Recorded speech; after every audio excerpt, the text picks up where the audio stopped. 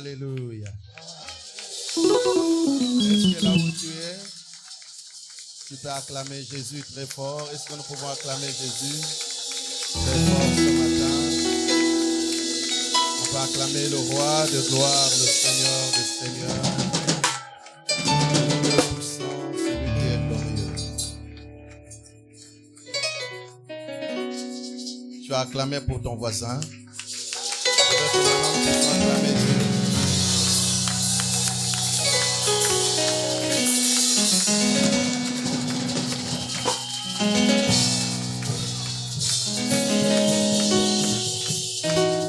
Nous avons nos yeux fermés. Les yeux sont fermés devant sa présence. Ferme tes yeux, ne sois pas distrait. Élève nos voix, élevons nos voix. Élevons nos voix. Lorsque tout bascule, Seigneur, dans ma vie, lorsque ton silence devient profond tout autour de moi, Seigneur, et lorsque l'ennemi, Seigneur, veut me confondre, lorsque mes prières se réduisent, Éternel, mon roi, Seigneur, en des simples mots, toi seul, Seigneur, tu viens à mon secours. Car tu me dis, je prends, Seigneur, au Dieu courage. Et que je ne puisse pas désespérer parce que tu es toujours là, à mes côtés. C'est pourquoi, Père éternel, ce matin, je viens encore te confier, Seigneur, au Dieu, ce peuple. Ce peuple éternel, mon roi, Seigneur, au Dieu qui est à toi. Ce peuple éternel, mon roi, Seigneur, que tu as mené en ces lieux. Ce peuple éternel, mon roi, Seigneur, au Dieu, que tu as conduit en ces lieux. Tu connais, Seigneur, l'état de chaque cœur. Mon âme t'exalte, Seigneur, ô Dieu, dans toute ta grandeur, parce que tu es le Dieu puissant. Celui qui vit, éternel Père de gloire, et qui est assis majestueusement, Seigneur, tout ton trône de gloire. Ce matin, donne incline nos cœurs vers toi. Que ce cœur, Seigneur, puisse être réceptif, Seigneur, à ta parole. Que le Saint-Esprit de Dieu, qui est l'ami fidèle, Seigneur, prenne le contrôle de toutes choses du début jusqu'à la fin. Merci, Seigneur, pour ce moment. Merci, Seigneur, pour toutes choses que tu vas diriger, Seigneur, en ces lieux. Merci, Seigneur, pour toutes choses que tu vas conduire maintenant même. Je ramène toutes les pensées captives à ton obéissance et que toi seul puisses prendre toute la gloire. Reste silencieux là où tu es. Reste silencieux. Tu es venu peut-être dans la détresse. Tu es venu peut-être qu'il y a un problème qui t'a conduit en ces lieux. Jésus-Christ demeure le Seigneur. Dans ma détresse, et dans la nuit de mes tourments, je suis pas seul. Le Seigneur est là, il sait comment me secourir à chaque instant.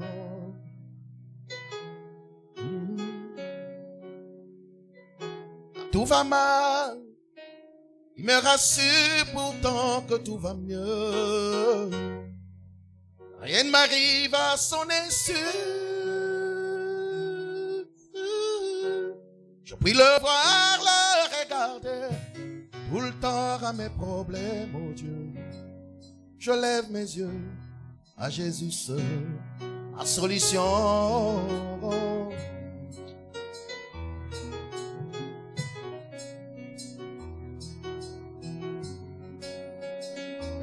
Ma détresse et dans la nuit de mes tourments, quand au soir de ma journée, je n'ai que rire, je lève mes yeux à Jésus, ma solution.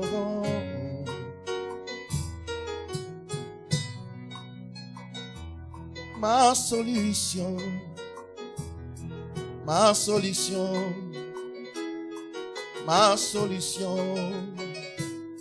Ma solution à tous mes problèmes, ma solution à mes problèmes, ma solution.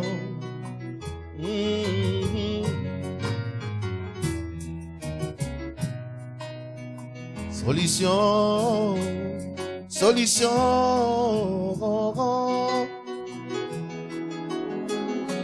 ma solution. Solution, Ma solution, c'est toi, Jésus. Ma solution. Ma solution, c'est toi, l'agneau. Ma solution. Ma solution, c'est toi, Seigneur. Ma solution.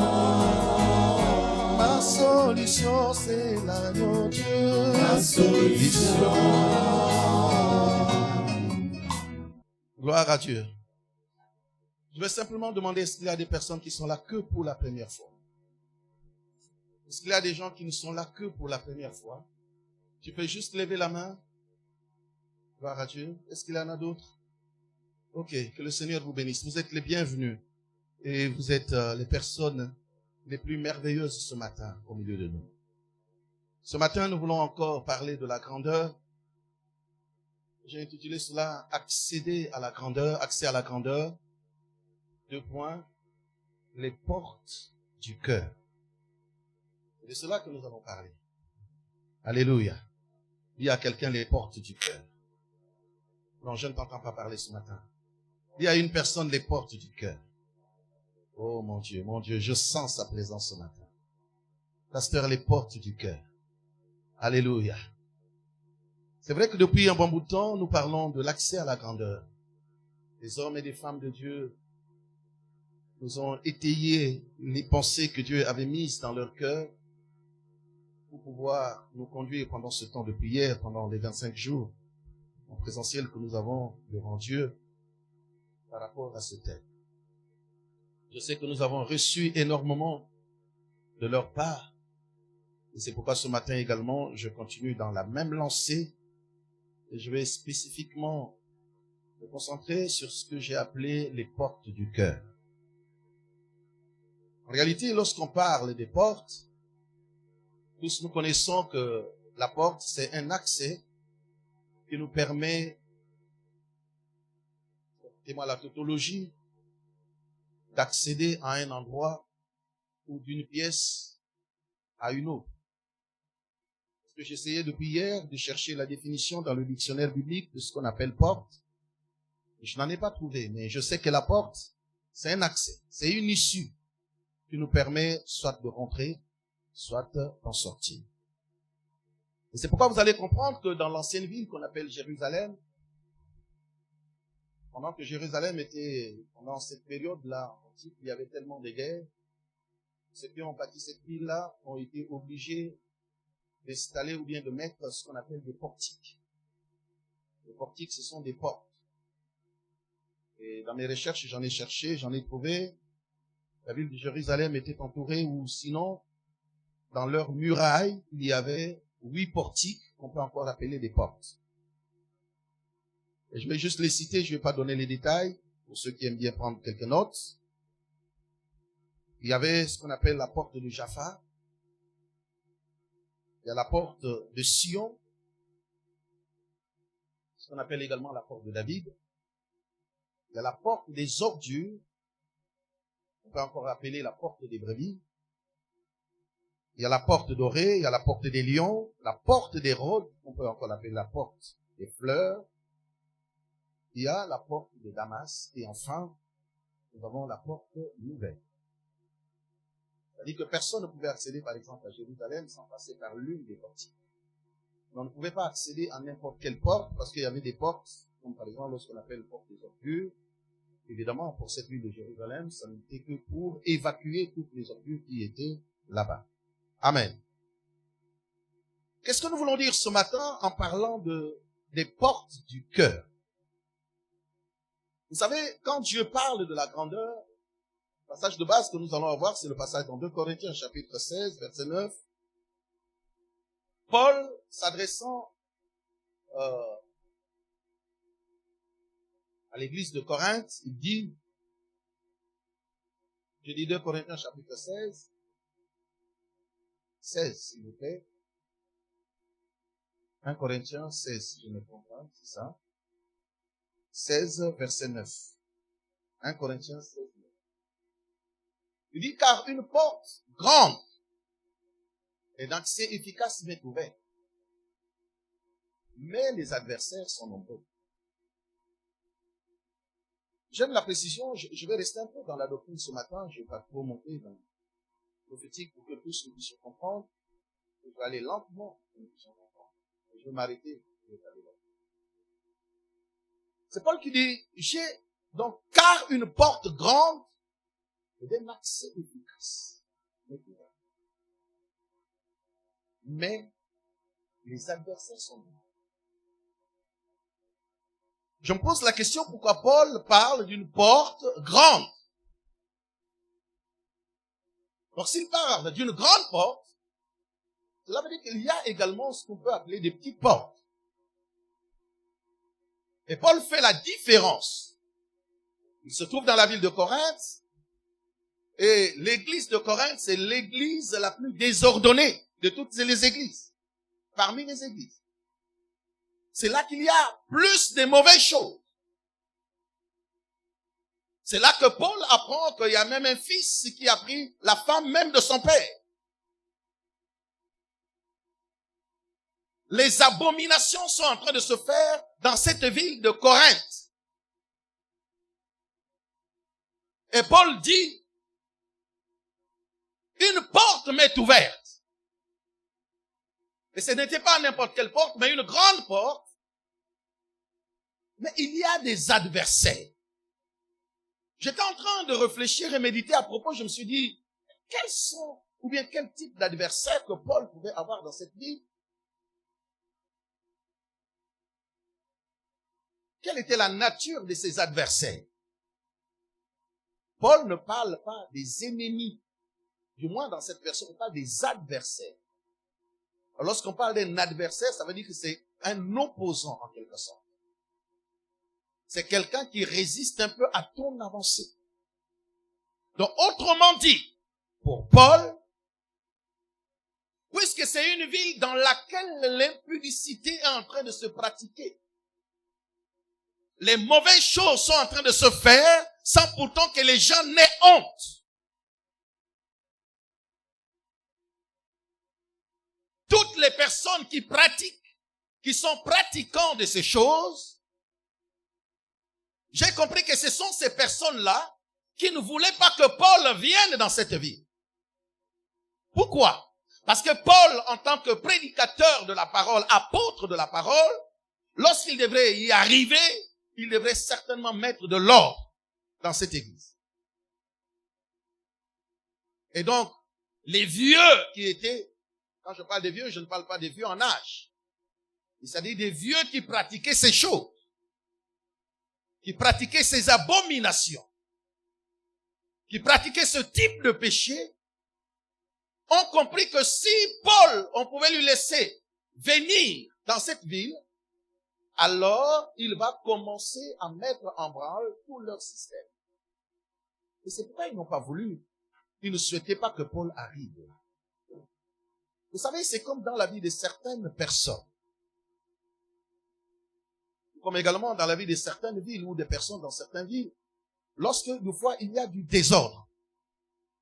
Ou des fois même dans certaines maisons, si je peux prendre à l'échelle beaucoup plus réduite.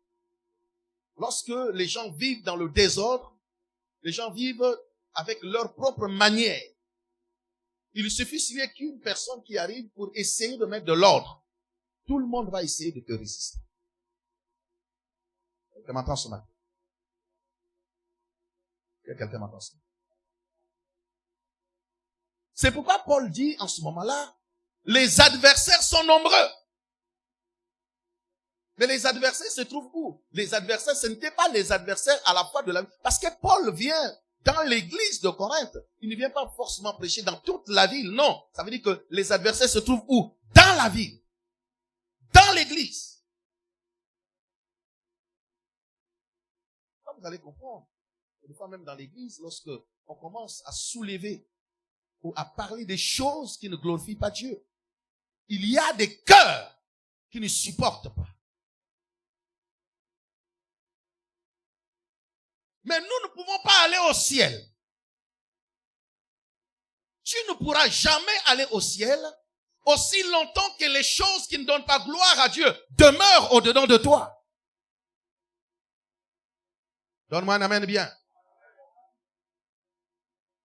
La Bible dit que la parole de Dieu dans Hébreu, la parole de Dieu est comme une épée à double tranchant qui vient séparer moelle et jointure.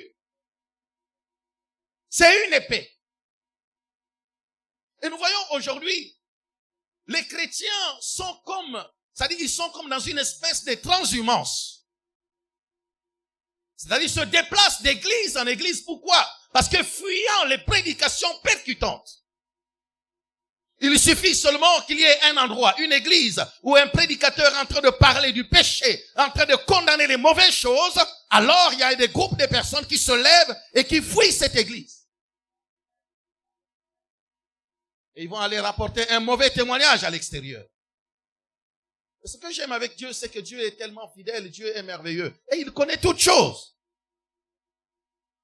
Tu as beau inventer des subterfuges illogiques au sujet de foi d'une église quelque part, mais Dieu réellement connaît la vérité. Oh, donne-moi un amen bien. Oh, donne-moi un amen gentil. Alléluia. Paul dit, ces personnes-là, ce sont des adversaires. Ils ne veulent pas. En réalité, l'église de Corinthe ne voulait pas que Paul arrive dans cette vie. Parce que là, il y a des voleurs. Des voleurs de dîmes. Des voleurs des offrandes. Il y a des impudiques. Il y a des adultères. Des mots que je ne peux pas prononcer. Il y a des doubles ici.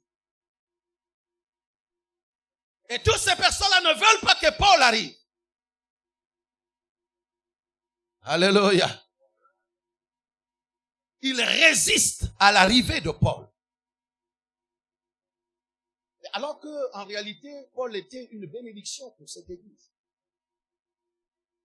L'arrivée de Paul ou l'arrivée d'un serviteur de Dieu dans un endroit, c'est une bénédiction. Alléluia. Donne-moi un amen bien. Oh, souris-moi quand même ce matin. Donne-moi un amen bien. C'est une bénédiction. J'ai compris que l'accès à la grandeur en Dieu ne dépend pas seulement, c'est-à-dire ne se limite pas seulement à l'accès à un territoire. Quelqu'un me suit? Je donne un exemple pour que tu me saisisses. Tu as quitté ton pays, tu es venu en France. C'est-à-dire que tu es parti d'un territoire géographique pour un autre. Mais le fait d'être ici ne veut pas dire forcément que tu es rentré dans ta grandeur. Oh. Est-ce que quelqu'un me suit? Je répète bien pour que tu me saisisses. Le fait que tu aies quitté ton pays avec les intentions qu'en arrivant là-bas, en arrivant ici, je serai. Cela ne veut pas dire forcément que tu vas vivre ce que tu dis. Alléluia. Ce n'est pas cela. C'est pourquoi je veux dire ce matin que l'accès à la grandeur repose l'un des éléments, comment je vais appeler ça peut-être, l'une des bases également, c'est d'accéder à ce que moi j'ai appelé les portes du cœur. Tu vas comprendre mon développement ce matin. Quand j'ai dit je vais essayer un peu d'être dans la doctrine pour que tout le monde me saisisse. Accéder aux portes du cœur. Et cela est valable même dans le mariage, même dans les affaires, même dans le cadre ministériel. Il n'est pas dit que parce que tu es avec une personne, que forcément tu as accès à ce que la personne a. Non. C'est pourquoi, pour que tu me comprennes, je vais donner juste vite fait quelque chose pour que tu me saisisses. Je ne sais pas si on aura le temps de le lire parce que je vois que le temps passe vite. Nous sommes dans Luc chapitre 16. Luc chapitre 16. Nous voyons un homme, nous voyons l'histoire rocambolesque de cet homme. De deux hommes, s'il vous plaît. Il y en a un qu'on appelle pauvre et il y en a un autre qu'on appelle riche. La Bible nous dit qu'il y avait un homme riche qui était revêtu de pourpre. Donc ça veut dire que c'est quelqu'un qui était richissime, revêtu de pourpre. Mon Dieu. Il mangeait à sa faim, revêtu de lin. Donc il avait des moyens, comme on dit. Mais écoutez-moi bien, il avait un contraste. Le contraste était lequel? C'est que devant sa porte, se tenait chaque jour un pauvre. Et ce pauvre-là, c'est Lazare. Dis avec moi Lazare. Le pauvre Lazare était chaque jour à sa porte. Et comme il était pauvre, il n'avait rien. Donc il n'avait rien à manger. Et le riche, il avait des choses à manger. Et Lazare était où? À la porte. Qu'est-ce que nous dit la Bible? Chaque jour, le pauvre était en train de quémander les miettes. Mais le richissime homme, à l'intérieur mangeait. La table était remplie. Comme toi. Quand tu manges, la table est remplie. Et qu'ils ont dit, comme on dit. Alléluia. Mais avec quel ventre? Avec quel ventre?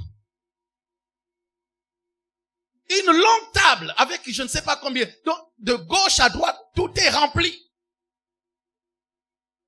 Et tu es content. Mais entre-temps, il y a des personnes, de fois, qui n'ont rien à manger. Écoutez, Église. Je vais peut-être vous choquer ce matin, mais Église, nous devrons sortir de fois de certains schémas dans lesquels nous nous sommes mis nous-mêmes. Vous savez, l'une des définitions de l'Église, hier je disais à quelqu'un, l'Église ne veut pas forcément dire pasteur, c'est vrai. L'une des définitions de l'Église, quand on dit ecclésia en grec, ça signifie ce sont des personnes que Dieu a mises à part. Dieu les a tirées du monde et il les a mis dans un lieu. Et quand Dieu les met dans un lieu quelque part, ça veut dire que cette église-là devient une famille. Suivez-moi, ne soyez pas distraits par les distracteurs. Lorsque Dieu te prend, te met à part dans un lieu, à ce moment-là, toutes les personnes avec qui tu te retrouves là, vous devenez automatiquement une famille. Dis avec moi une famille. Non, je ne t'entends pas parler. Dis avec moi une famille. Non, je veux l'entendre. Dis avec moi une famille. Ce n'est pas encore dit comme je veux l'entendre. Dis avec moi une famille. Est-ce que toi, tu fais partie de la famille de la personne qui est à côté de toi? Non, ne me dis pas amen. Regarde-le. Regarde-le. Regarde-le, regarde-le. C'est ta famille, n'est-ce pas? Tu m'as dit que c'est ta famille, n'est-ce pas? Quel est son nom? Non, je ne te demande pas de lui poser le nom. Mais comme c'est ta famille, donc ça veut dire que tu connais son nom. N'est-ce pas?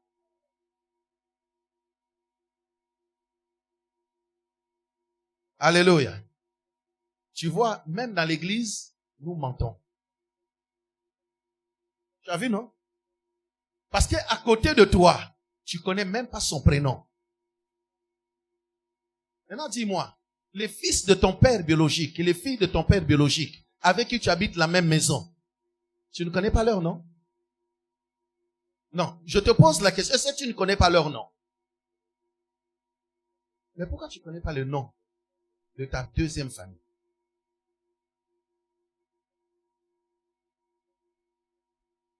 C'est là le problème. L'église, c'est ça. C'est pourquoi il y a des personnes qui viennent prier chaque jour. Mais les portes du ciel te sont fermées. C'est pourquoi Jésus-Christ dit aux pharisiens, ce n'est pas parce que vous m'appelez Père, Père, non, ce n'est pas tous ceux-là qui m'appellent Père ou Seigneur qui rentreront.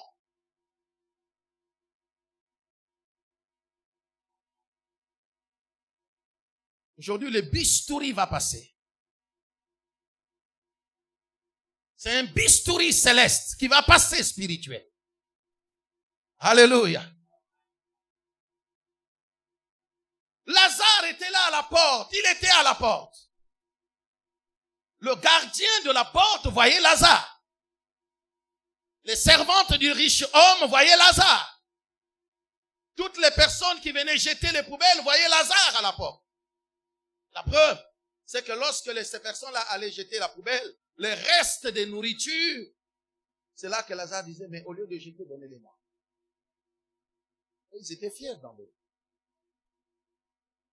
Aucune personne à l'intérieur, ni les femmes de ménage, ni les servantes, ni les serviteurs de cet homme, ne pouvaient dire, même en cachette, je prends un bon repas, je fais quelques provisions, je vais donner à Lazare.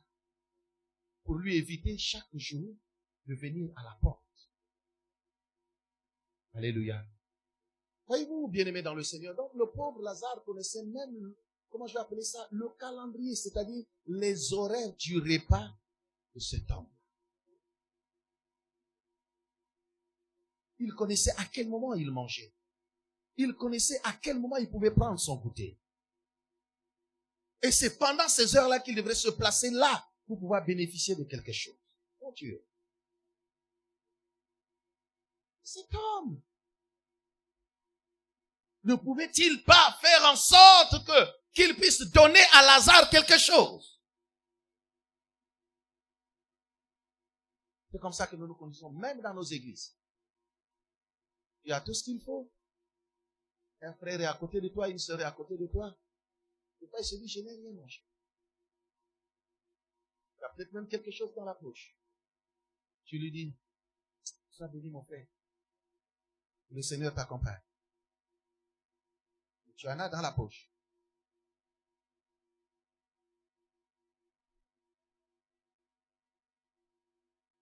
Pendant que je suis en train de prêcher, les anges sont en train de me donner un amen fort là-haut.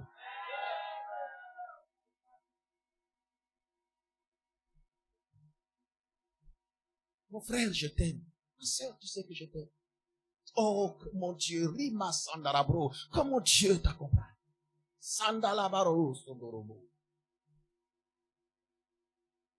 Comment il va être béni, aller en paix,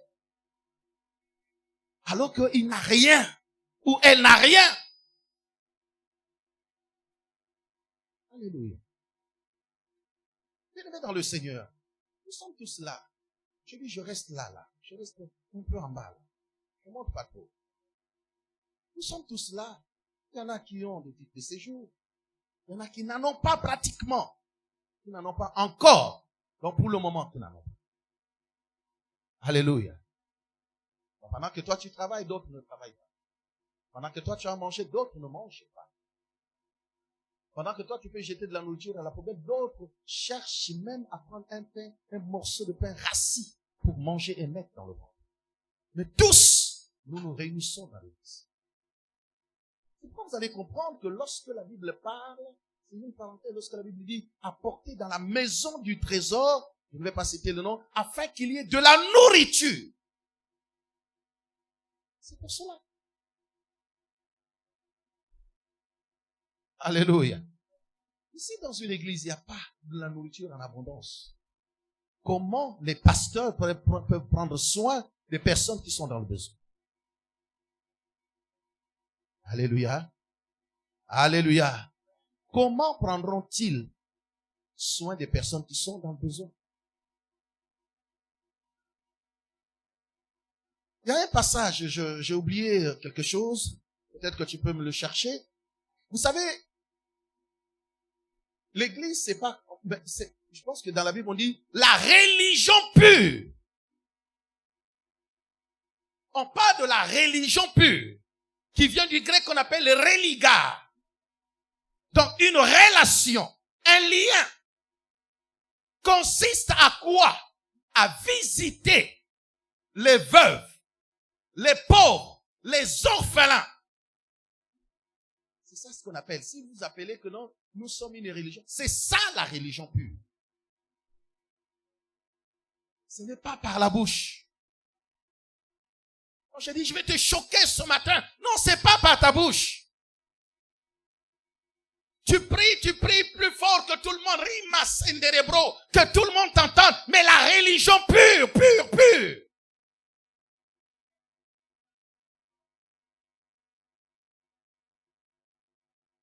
Vous ne soyez pas étonné que nombreux. Vous savez, il y a des personnes qui pensent que ceux qui iront en enfer, c'est seulement les impudiques, les adultes. Mais la religion pure, le fait que tu n'aies pas d'amour dans ton cœur, tu n'aides pas ton prochain, tu n'as rien dans ton cœur pour ton prochain. Mon frère, ma sœur, non, ne te fais pas d'illusions. Toi aussi, même destination.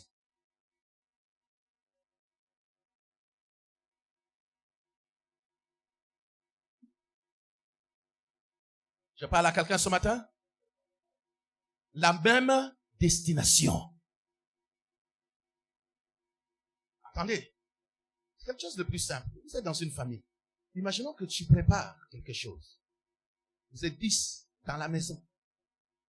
Tu prépares, tu restes quelque part, tu manges seul. Ton petit frère te voit manger. Ta petite soeur te voit manger.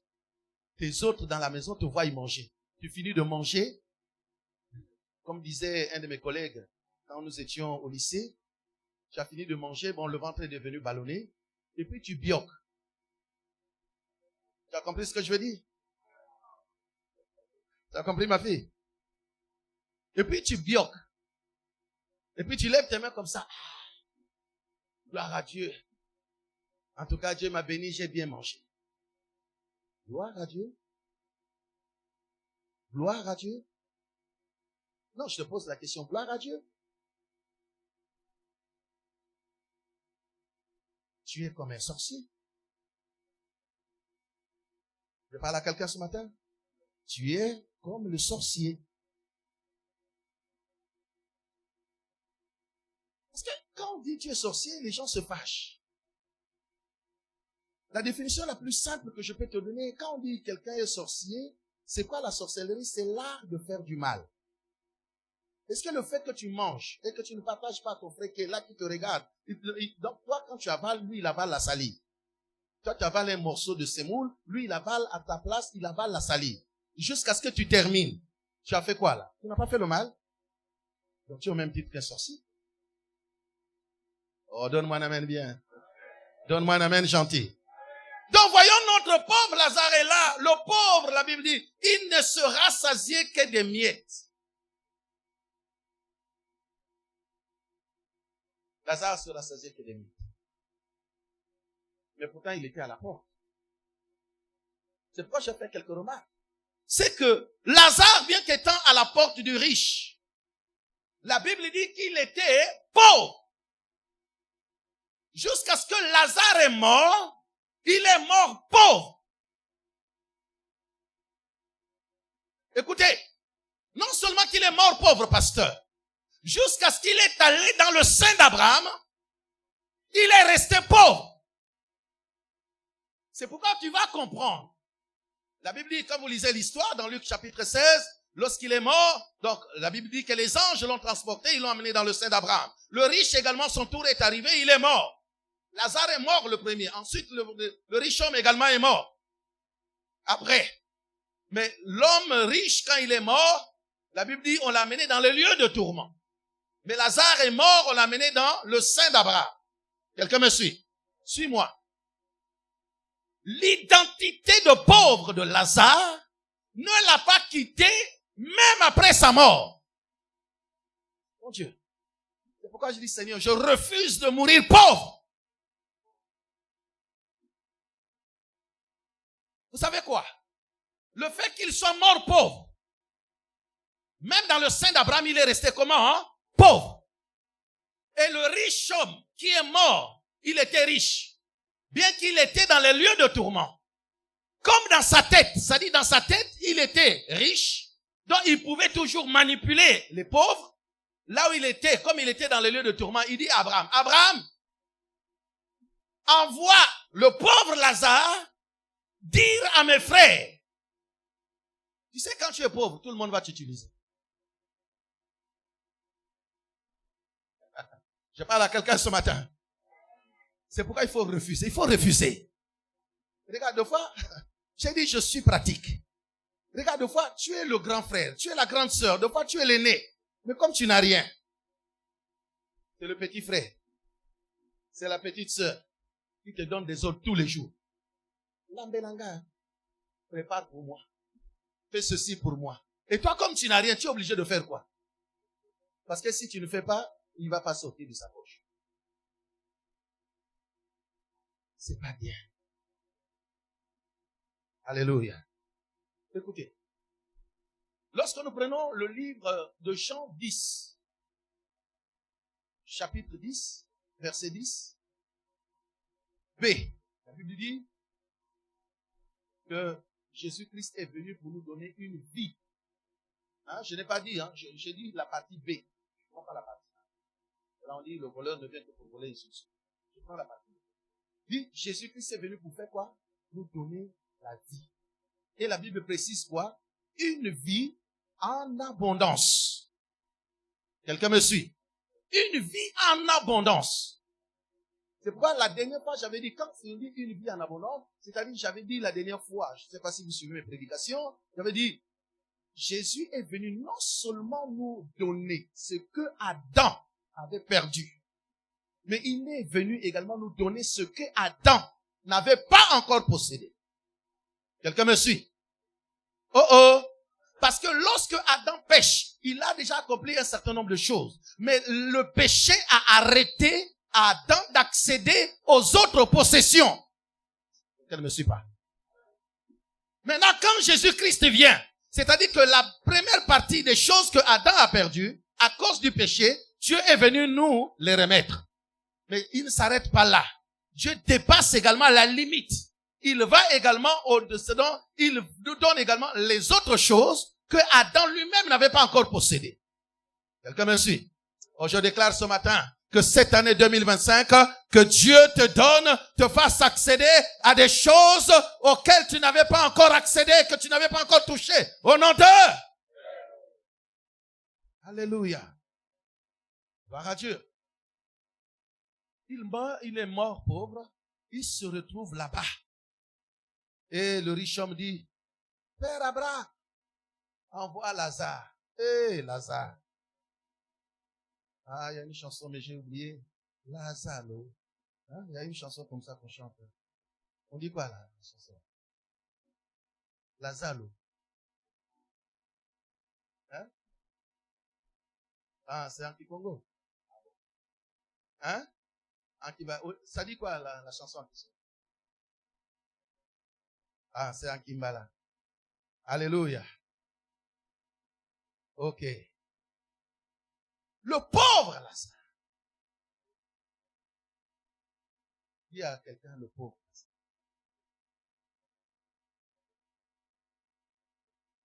Refuser. La pauvreté dans toutes ses dimensions, il faut refuser. Spirituellement, matériellement, financièrement, il faut refuser cela. Sinon, tu vas être le marchepied de tout le monde. Alléluia. Même un pays, quand tu es pauvre, tous les autres montent sur toi. Tu n'as pas de mot à dire. Ce sont les autres. Alléluia. Moi, je connais des familles où le petit frère est là, c'est lui qui donne les ordres au grand frère. Donc là-bas, le droit de naissance n'existe pas. Amen, amen. Écoutez, cela veut dire que Lazare était à la porte du roi, plutôt, du riche. Mais pourquoi Lazare ne pouvait pas accéder à la richesse également du roi, ne fût-ce qu'au moins dans le domaine de la nourriture? C'est parce que simplement, les portes du cœur de cet homme riche ne s'étaient pas ouvertes pour Lazare. Je répète.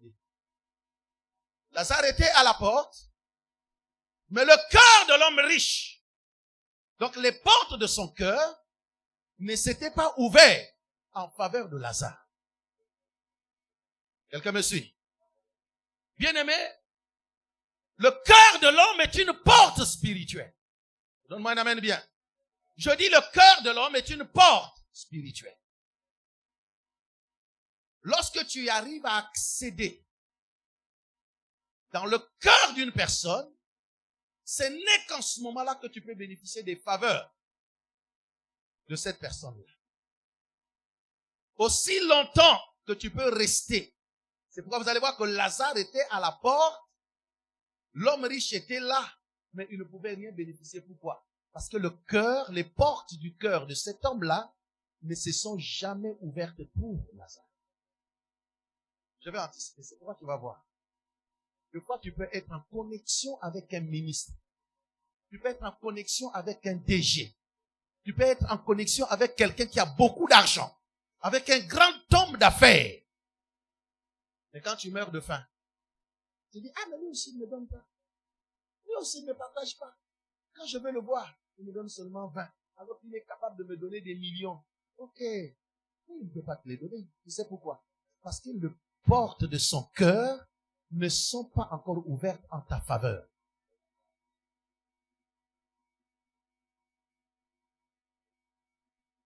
C'est pourquoi Proverbe chapitre 21, si je ne me trompe pas, verset 1 dit, le cœur de l'homme est dans la main du roi comme un courant d'eau. Et que Dieu est capable de faire quoi? D'incliner selon la direction qu'il veut. Bien aimé, lorsque tu veux accéder à la grandeur, tu ne pourras jamais accéder à la grandeur. Dieu fait quoi? Il y a des principes. Tu veux être ministre de Dieu, tu ne sortiras pas du néant. Non, seul Jésus est devenu ministre qui est sorti du néant. Tu veux être ministre de Dieu, Dieu va utiliser les anciens ministres qui sont là pour qu'on t'introduise dans le ministère. Tu veux devenir je ne sais pas quoi, Dieu va utiliser les personnes qui sont là déjà dedans pour t'introniser. Sinon, ça ne marchera pas. Est-ce que je parle à quelqu'un? Ta grandeur dépend de quelqu'un d'autre. Donne-moi un amen bien. Je dis ta grandeur dépend de quelqu'un d'autre. Donc aussi longtemps que ce quelqu'un d'autre, son cœur n'est pas encore ouvert pour toi, tu peux rester à côté. Combien de personnes aujourd'hui, des fois même si je regarde dans ton téléphone là, il y a combien de numéros importants? Des fois il y en a même qui se vantent. Je connais un tel. Je connais un tel. Connaître la personne c'est bien. Mais accéder à ses faveurs, c'est une autre chose. Je connais le président, c'est bien. Connaître le président, c'est une bonne chose. Mais accéder aux choses de la présidence, c'est autre chose. C'est pourquoi même dans le mariage, bien aimé dans le Seigneur, même dans le mariage, j'ai dit j'anticipe parce que je vois le temps passer, l'intimité ou dans une relation, écoute-moi bien, l'intimité dans une relation ne dépend pas de la proximité corporelle. My God. J'ai envie de prêcher maintenant. Je dis ceci, l'intimité dans une relation ne dépend pas de la proximité corporelle ou sinon de la proximité physique. Ça ne dépend pas de cela. Écoutez-moi bien. Combien de personnes, combien de mamans ont été surprises de voir à la mort de leur mari, de remarquer que finalement il y a une femme qui débarque avec 42 enfants. Disant que c'est toi. Moi aussi j'étais sa femme. Les enfants que tu vois là, ce sont les enfants de mon mari.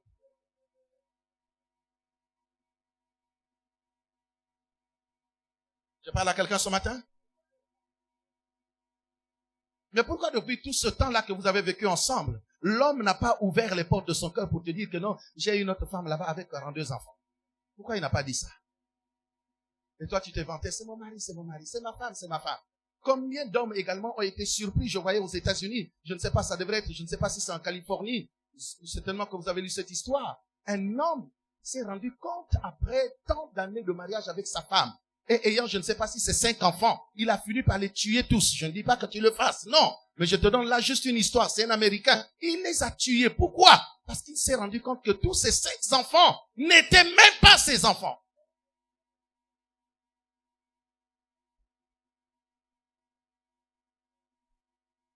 Alléluia. Dis à quelqu'un les portes du cœur. Pasteur, les portes du cœur.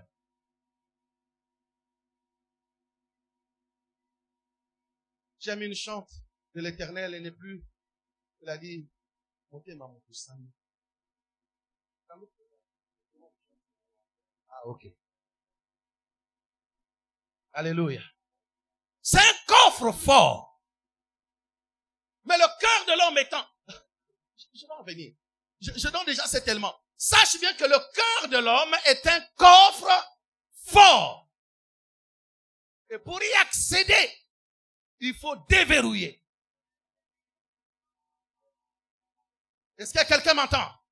Les chantres, vous m'entendez ce matin? Le cœur de l'homme est un coffre fort.